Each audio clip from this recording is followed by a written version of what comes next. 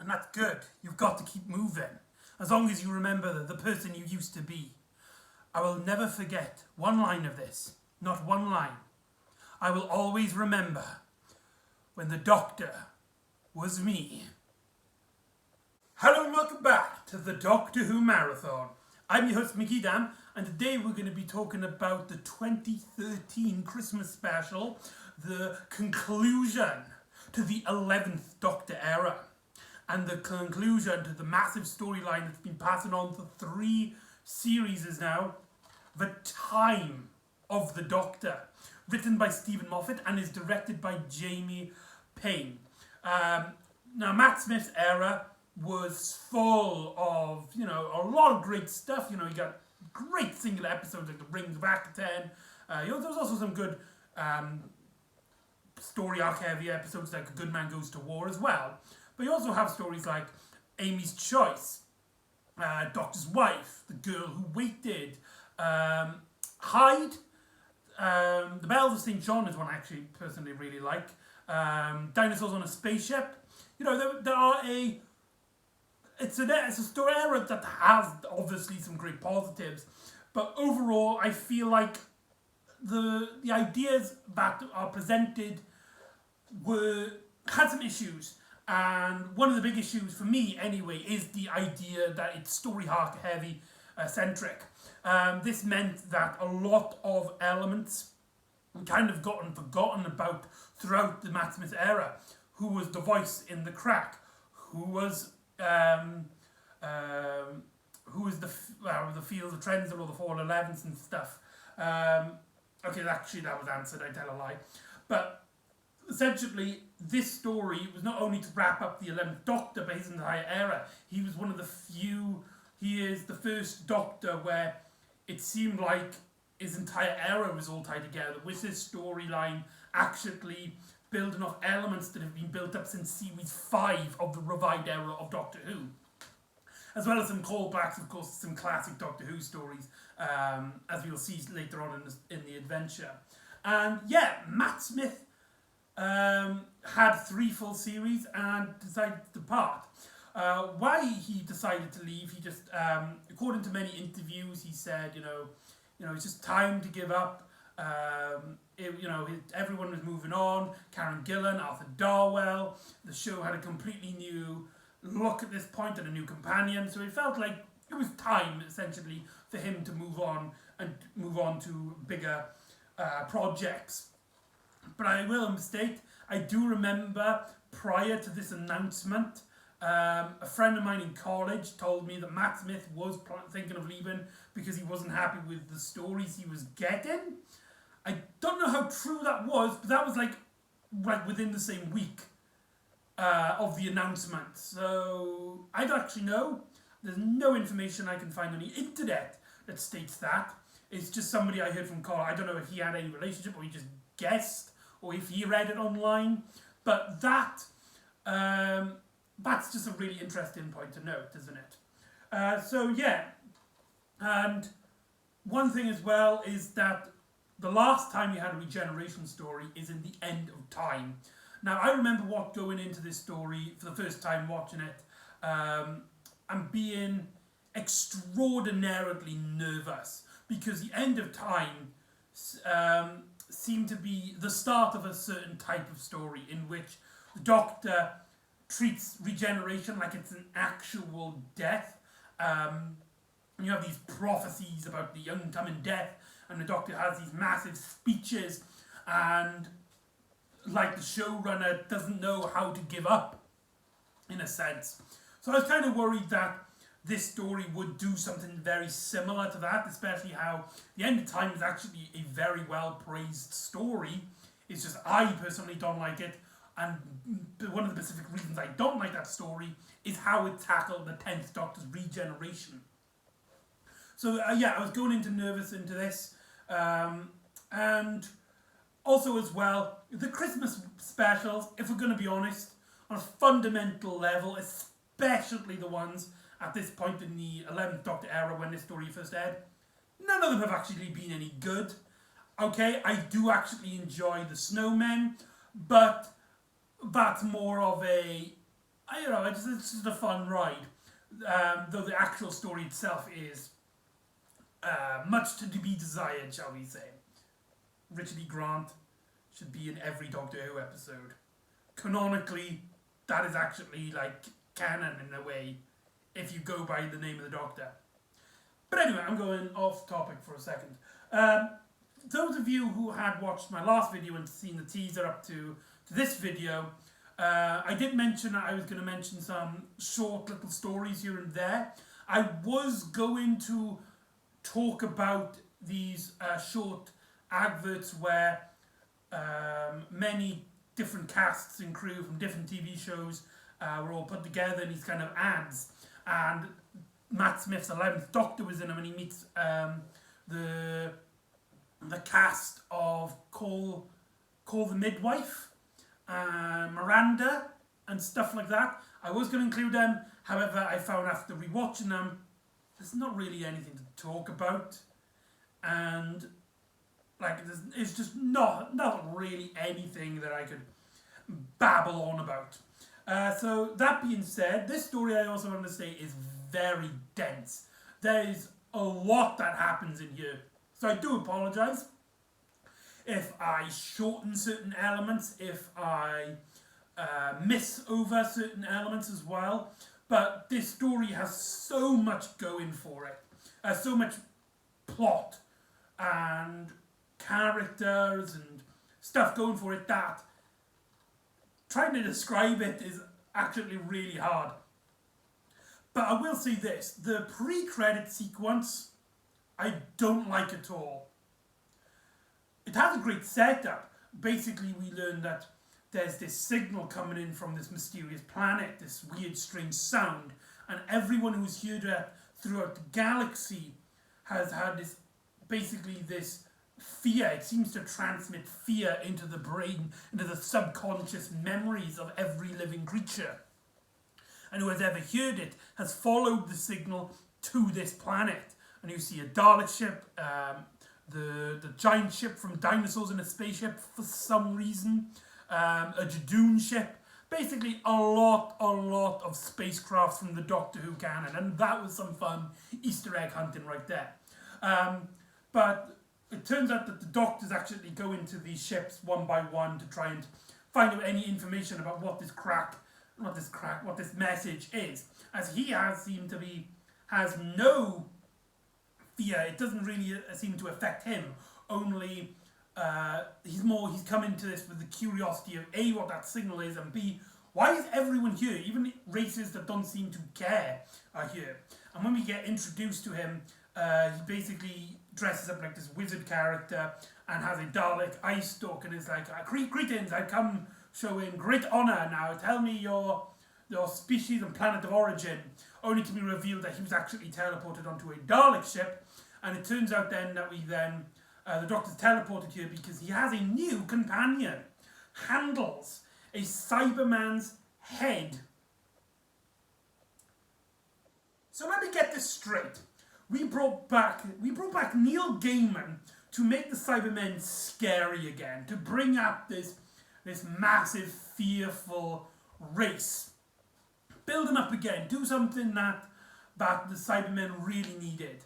And in their next appearance, they are sidelined again, and the threat really isn't there, because we get the Cyberman companion who, don't get me wrong, great character, great comic relief, but the fact it's a Cyberman head, and the Doctor doesn't react at all at the fact that this was once a human being, that because it's a Mondasian Cyberman, it would have mean that this one might have gotten really ill and wanted to basically have all of its emotions and all of its pain removed from it.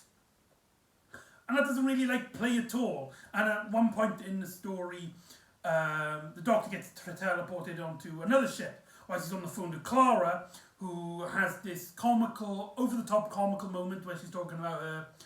She's invented a boyfriend, imaginary boyfriend, so can you pretend to be my boyfriend at this Christmas dinner? She doesn't like Christmas dinners. And the Doctor's like, yeah, hold on one second. He goes to the ship and it's like, tell me why you're here. With Handles, only to reveal that he was teleported onto a Cyberman ship, and he gets shot around by Cybermen, and the Cybermen chase him through space, and Clara is like, come on, Doctor, can we just... And the Doctor's just like, hold on, I'm fighting Cybermen. Fighting Cybermen and doing Christmas dinner, can't you do both? And the Doctor, and literally the pre-credit sequence to Doctor Who in this story is the Doctor just saying, why not? Yeah, why not? To that question. This opening is so weak. It makes a foolery out of the Cybermen and the Daleks.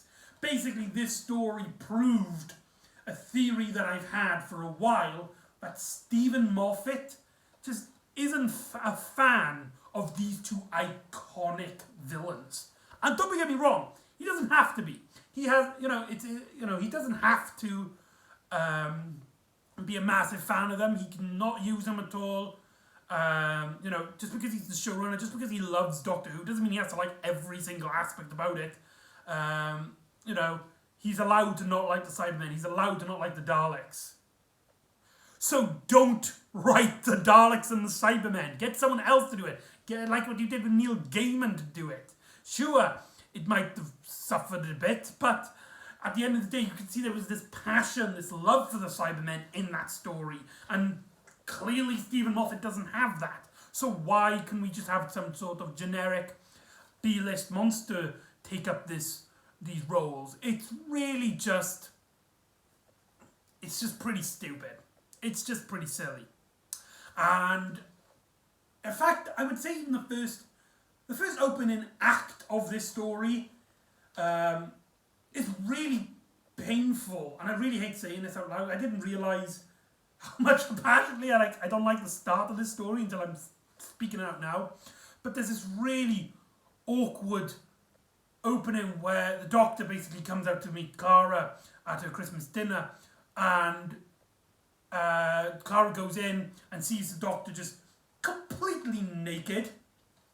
So the Doctor puts on like a hologramic clothes, and then goes to meet Clara's parents, Clara's father and his partner, and also Clara's grandmother. And it obviously, because of the hologram, only Clara can see his clothes. Everybody else sees the Doctor as just completely naked. And I don't know how to feel about this. I get the plot, I get the idea that, it's the comic relief, and that it's leading up to the idea of this church, this wonderful church where everybody's naked and have these hologramic clothes.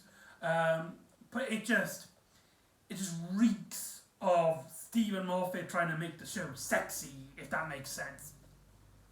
Luckily, when we get onto the TARDIS and Clara gets involved in the future event of this planet, the story starts to pick up as we get to meet the Pamnam mainframe, this giant religious church that seems to, a religious mobile that seems to protect religious orders of sorts. And they basically found the signal first, and they've basically blocked up the planet from any other alien intruders. And the Doctor does this whole being naked thing so he can meet the leader,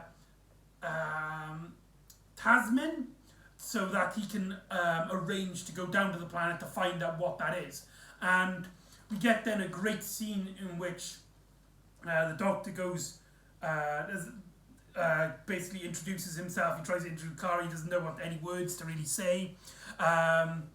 And Tasmin and the Doctor basically have this conversation in the room, but Clara witnesses something that she keeps forgetting. This sees the return of the silence. For those of you who don't know, the silence were a race that were teased in Series 5 and then introduced in the Series 6 opener, The Impossible Astronaut and The Day of the Moon. Then reprised, had a reprise appearance in the finale of Series 7 in The Wedding of River Song. And they were like one of the big ideas that Stephen Moffat had, and they kind of made this big bombastful entrance, a big bombastic finale to the series. but we never really learned anything about them, their ideas, their ideologies, exactly why they want the Doctor dead. We get, the silence will fall and stuff. So here, it essentially concludes that idea. And the Doctor basically arranged to get down onto his planet after Tasman takes the key off him from the TARDIS key. When they get down onto the planet, they get intruded by some weeping angels. Yes, weeping angels also make a cameo appearance in this story. You might notice something. There's a lot of enemy cameos. There's Daleks just appearing, Cybermen just appearing, weeping angels, the silence. It seems like something that the Pandorica opens, a story that was in series 5. That was teased out when you have this alliance, all of these enemies combining together to take down the Doctor. This seems like a natural conclusion to that, where you have all of these monsters clashing and having like these scenes, these little moments of scenes where they are the main threat for a bit. And I think in any other story, in any other time, I would have a massive issue with this. In fact, I will have a massive issue with this kind of storytelling later on in the series. But for now, I actually don't mind it, because it's a regeneration story that aired during the 50th anniversary year. So it does kind of make sense that, Day of the Doctor is the celebration, all the things that makes the Doctor good in the universe. Then it don't make sense the next story would celebrate the villains of the Doctor Who, with all of these fantastic beasts and monsters of the era. And so the Doctor and Clara find themselves in the village of Christmas, a place which has a sort of truth filter. Nobody can lie there. The Doctor tries to introduce himself to make this disguise with Clara, only to reveal that he is a Time Lord from the planet Gallifrey, or the constellation of Kasterborous. And Clara basically announces, like, I'm a teacher from the 21st century, and I travel with the Doctor because I fancy him. And there's a great line. One of my favourite comedic lines in this is basically they learn this through this couple that they walk past, and the Doctor asks, isn't that like horrible? Isn't that like a terrible way of living? The woman says yes, and the woman says no, it's completely fine, and the man's like, yes, it is horrible. That just made me absolutely giggle my butt off. But what is that signal? What is that sound that's making everybody so fearful? Well, they track the signal to a church. There seems to be a lot of church and religious ideology in this story. And the Doctor basically finds in this church what's making this crack in time. I've got to mention a great scene earlier on, but I guess I'm saving it up for this moment, where it turns out what's making the signal is a crack in the fabric of reality. The same, if not similar, crack to the one that was introduced when the first 11th Doctor story, The 11th Hour, the crack's return. I've got to mention a scene earlier on where the Doctor asks Handles, what is that planet? And Handles is like calculating, and then he comes to the conclusion, it's Gallifrey. It seems that Gallifrey was saved. It was found during the events of Day of the Doctor, and it was trapped. It was trapped in another dimension, outside of this reality, lost in another universe. And so this crack is coming out and sending a signal, but the signal is actually encoded, and Handles, now being so close, can now decode the message. The only problem is when somebody it's quantum locked or something, so when one person translates it, everyone can translate it, and it translates to the question, the oldest question in the universe, hidden in plain sight. Doctor Who? Well, it's not actually like that. The way the guy says it, it's Doctor Who, Doctor Who, Doctor Who. Apparently that's Ken Bones, who played the General in Day of the Doctor and also said silence will fall at the end of the Big Bang, which begs the question, why did he want silence to fall when we learn about what silence fall means in this story? And essentially, it's... Oh, wait, sorry. The Doctor gets to translate in by having a disc that the Doctor stole from the Master during his time in the Death Zone. This is actually a callback, a reference to a story 25 years ago, to the point of this adventure. During the 5 Doctors, in which the 3rd Doctor took the device off the Master. That actually happened in the classic series. It also means that this story is the one of 2 occasions where the Master is mentioned in the 11th Doctor era, the first being A Town Called Mercy.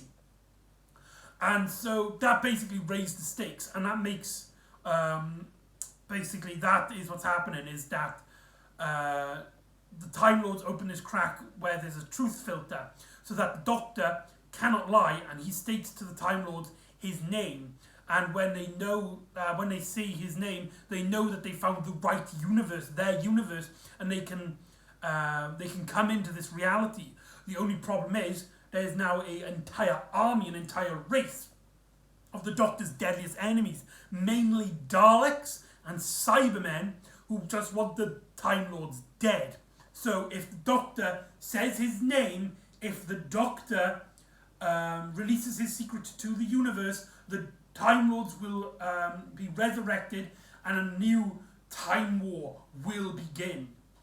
So what does the Doctor do? He just doesn't say his name. Also as well, it is kind of confusing because he does call himself the Doctor despite the truth filter being there to other people. So the Doctor is technically his name. So him, when you say Doctor Who and he just says the Doctor or just the Doctor, he's technically not lying. So yeah, but I get the idea that Doctor Who is the question to his name. I have a little fan theory. What if the reason why people are so terrified of that question specifically, it's not because, you know, there's the whole mystery, the whole Doctor Who thing, it's because we know the show is called Doctor Who. The characters are fearful of that word, Doctor Who, that question, Doctor Who, because hearing it, even on a subconscious level, makes them kind of realise that they're fictional characters. That's my theory, that's my idea of what is happening. And so the Doctor basically takes Clara home, doing a very similar thing he did with Rose in Bad Wolf and Partner of the Waves, in which he basically sends Clara home. But Clara refuses and tries to hold on to the TARDIS as it's dematerialising. This means that the TARDIS has this delay, tries to shake Clara off during the time vortex, leaving a massive delay, to which the Doctor basically stands his ground for almost, I think they say 300 years at this point, or 900 years. No, 300 years. And the Doctor has actually become an old man, and he's constantly fighting Daleks, Cybermen, Sontarans in this funnier moment, with all the men and all of the... It's really strange because you actually see images of the Silence, him fighting alongside the Silence, which we later learn after Clara returns. And the Doctor's actually aged, he's actually on a walking stick, and great effect. Matt Smith, you know, he generally does look older, but his acting, he's too eccentric, he's too joyful that you don't really get the feeling that he's aged that much here. It's only until much later, which I won't spoil. But you get this really great montage, and we also have this really, like, these touching moments with Handles, strangely enough. And Handles surprisingly gets a lot of character and love and appreciation. But when the Doctor and Clara reunite and they have this little moment on top of the church, on top of the bell tower, Handles actually dies because his parts, his components are dying down, they're all rusting, and he's developed a fault. And there's a scene which just, it's absolute, it brings a tear to your eye, where Handles just kind of stops, and the doctor's just like shaking. I said, "Come on, Handles, come on, one more sunrise. You can do it, man. You can do it, mate." And like, he's not replying anything.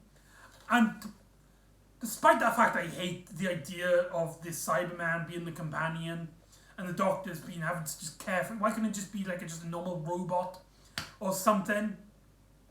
Maybe it could have been like a road rat robot.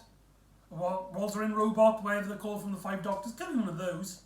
But yeah, with the exception of the fact, it's a Cyberman head, the Doctor gets really emotional with this, and it's really actually impactful.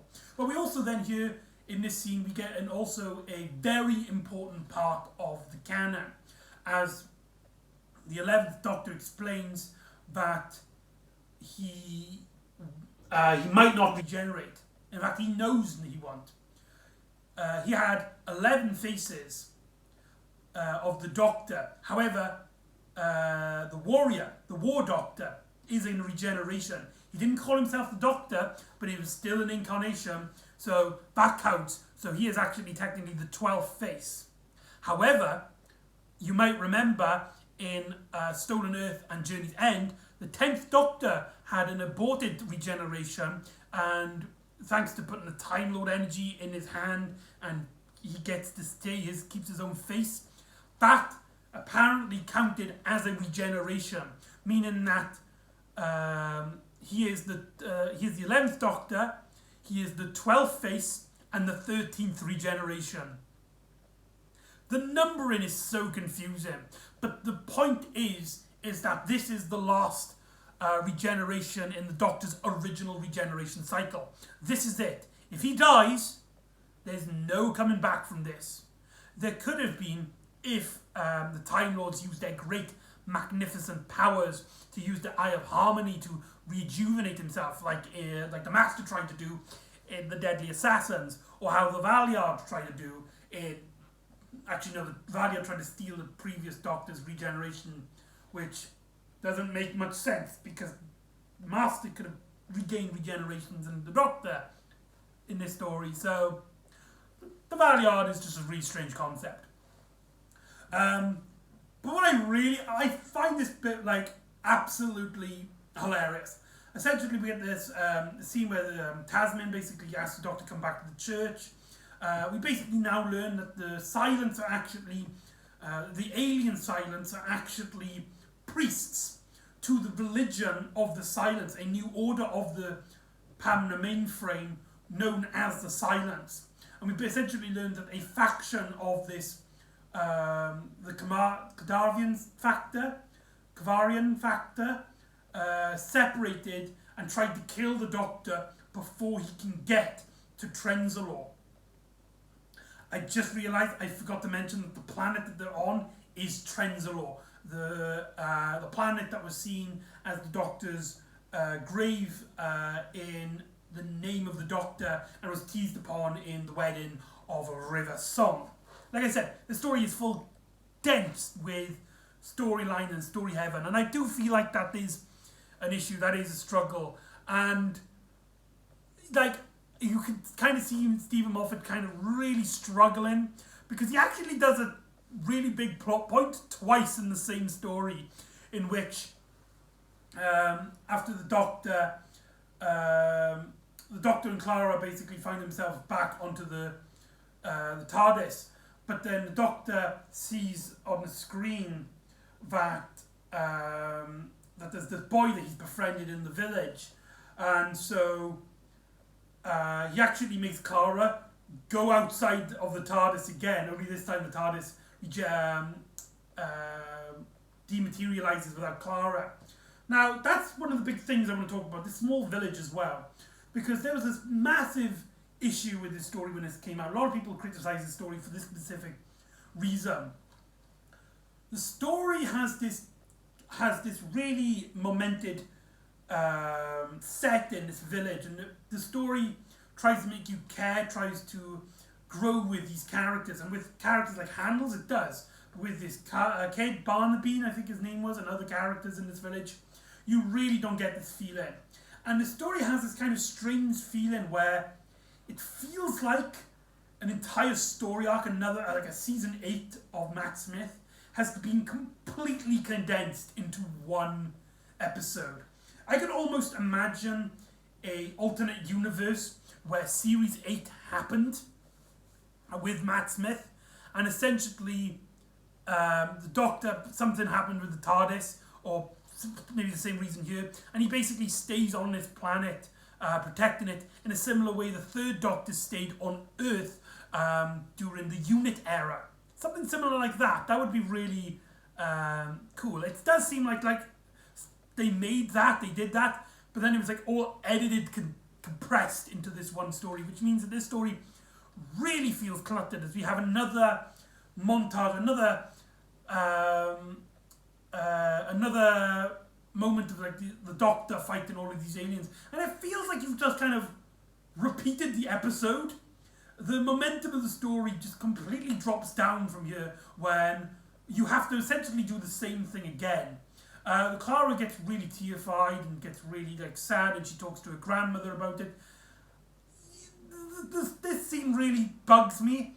It's clearly trying to have this emotional grip. It's trying to give Clara something with her family and a relationship with her grandmother, and this distant relationship with this woman that her father is dating. But the scenes really don't play out too well. They're poorly written, they're poorly built up upon, and it just seemed like random scenes from a completely different episode. Only for the TARDIS to dematerialise back in her area again. She gets into the TARDIS expecting the Doctor to have returned for her, only to find out that it's Tasman, who basically explains that the Doctor is on his last day. He has aged so much now at this point that basically he cannot protect the village anymore. So, and she doesn't believe that the Doctor should be alone on his final day. So Clara go to him. And so when Clara goes to meet him, the Doctor has rapidly aged again. And I really like the makeup on here, how his hair is kind of like parted backwards and it's completely white, almost resembling William Hartnell, the first Doctor. So that is like a really nice callback. And the Doctor has this kind of, it's really sad, it's really like immobile, about him, which kind of locks him in these, like the first time we see him, he's kind of in his chair. There's this really sad moment where Clara's basically got a Christmas cracker for him, but the Doctor's too weak to even like hold the cracker, so Clara helps him. And we get this really strange poem, which was clearly there for the trailer, but Matt Smith's delivery of "I don't get the joke" was pretty funny. And only then for basically the Daleks to have broken into the McEdam mainframe because they turned everybody into Daleks. And the Daleks are now full invasion, coming down on this village, killing everybody. The Doctor can only just listen as he's too weak to even fight, only to go upstairs, and he basically tells Clara to stay by the crack. It's like, please, just let me save you, let me keep you safe. Do that for me, Clara. Let me have one more victory before I die. Thank you. But Clara, she basically goes to the crack and explains that you're missing the entire point of the name. The Doctor is the Doctor because he goes around helping people. And if you love for him, if you care for him, you would help him as well.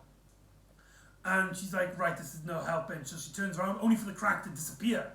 And then we get this final conclusion where the Doctor, he's just hearing death and destruction of people that he has befriended for years, dying around him, and the Daleks are screaming out. It's like, you will die, Doctor. The secrets of the Time Lords are known to us. You are the last face. All of a sudden, the crack appears in the sky as the Time Lords basically have this energy that goes into the Doctor's mouth, and his hand starts to glow.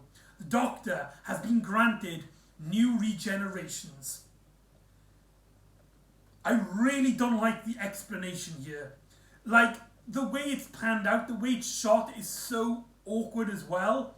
How the crack just sort of appears.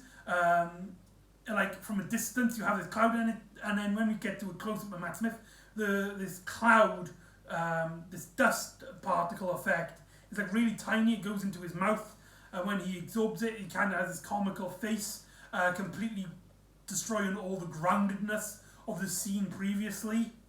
As the Doctor's dancing around, and it's like, never tell me the rules. Sure, that last line where he says that is so powerful and so full of meaning, but the majority of it is it's too much. I think it's too much. But I don't like and I also don't like the explanation here. In fact, especially when you consider that the story hasn't really done a great job of explaining it. The Doctor basically explains that throughout the episode that he's dying, this is the last face. A small bit of gas goes into his mouth, and because of the music as well, it's sometimes hard to hear what he's saying. One bit he does say, it's like, oh yeah, the Time Lords granted me a new regeneration cycle, number 13, because technically the War Doctor now counts as a Doctor, or number 12, depending on your perspective. And so the Doctor, using his new round regeneration energy, actually blows up the Dalek ship, which actually I really like. That's really pretty cool, and it's also kind of connecting with the previous two regeneration cycles, because in the revived era, the regeneration seems to get bigger and bigger. The first regeneration was this big glow of energy surrounding the Doctor.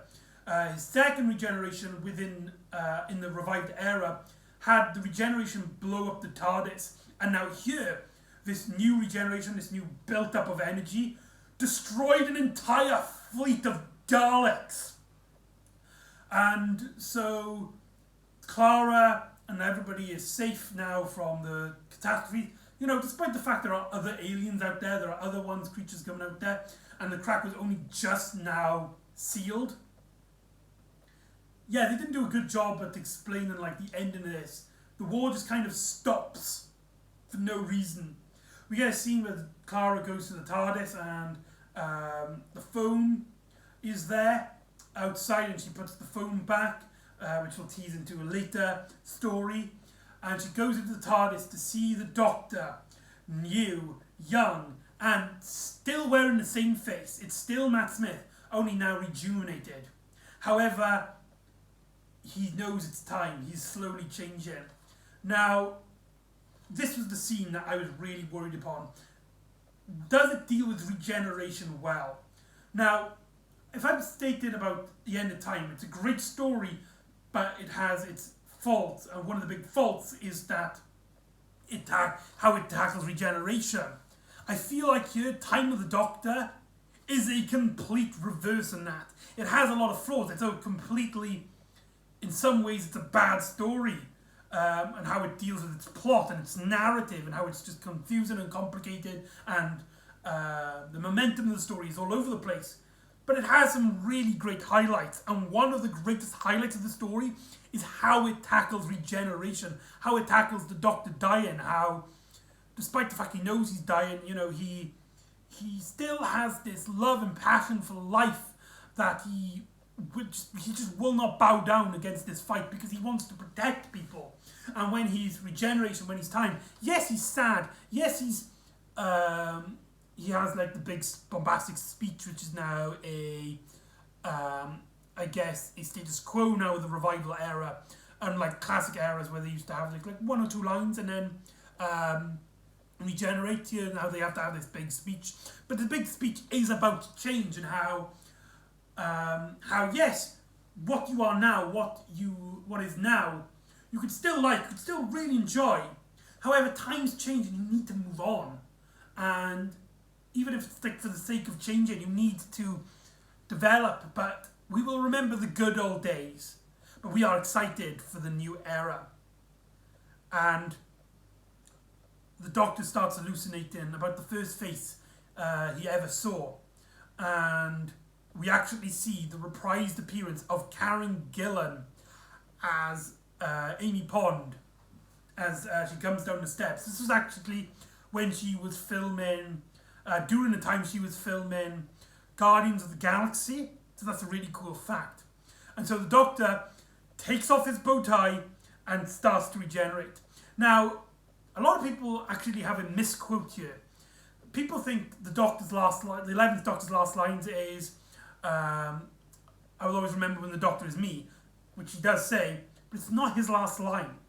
He actually says a small little hey to Clara, as if to comfort her.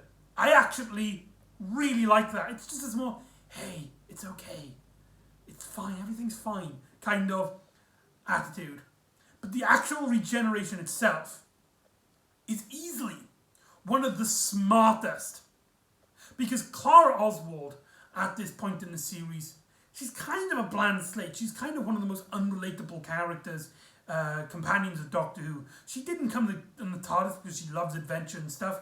She became a companion because the Doctor had this art of the impossible girl around her, which was concluded in The Name of the Doctor. And so the story has kind of struggled with her. But in an instant, she becomes one of the most relatable characters in that moment. Because the Doctor's regeneration isn't this magnificent effect of morphine.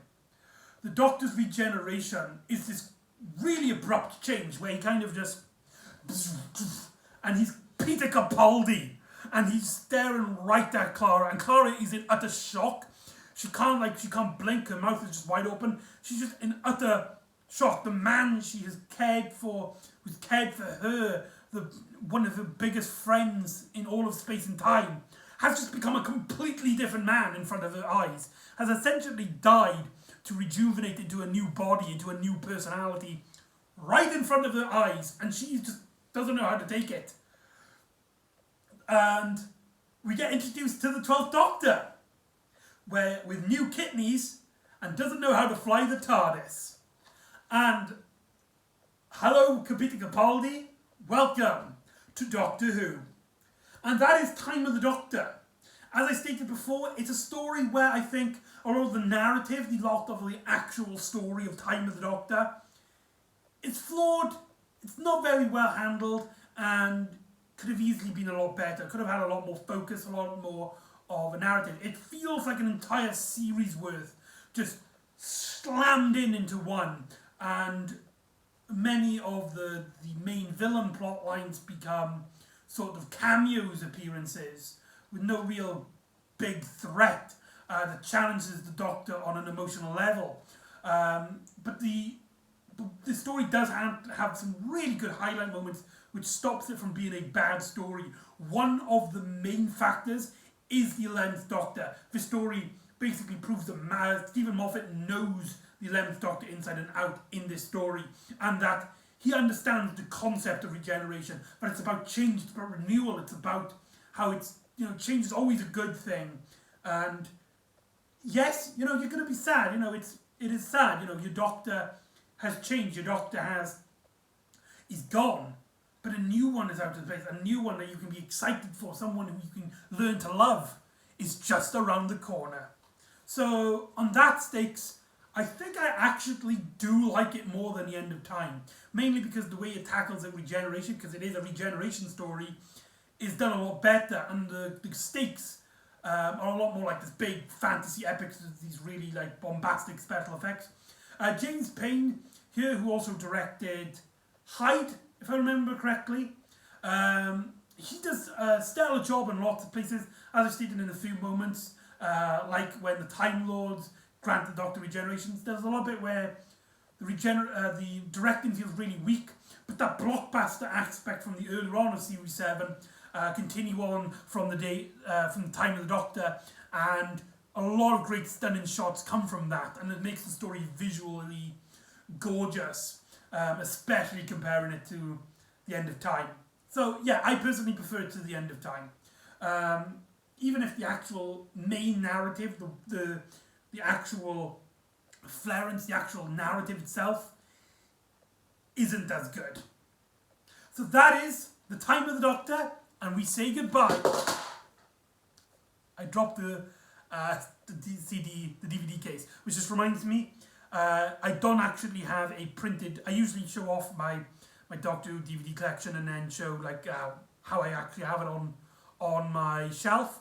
However, I actually bought this after I've had access to a printer, so I wasn't able to print out a Region 2 cover. I will eventually. But yeah, that is Time of the Doctor, and that is the end of the 11th Doctor era. So join me next time as we start a brand new era with a brand new Doctor, as we meet some old friends, as Clara has to learn, can she enjoy the company of this new Doctor? Does she know who the Doctor is anymore? So join me next time for Deep Breath, and I'll see you next time on the Doctor Who Marathon. Ta-ra!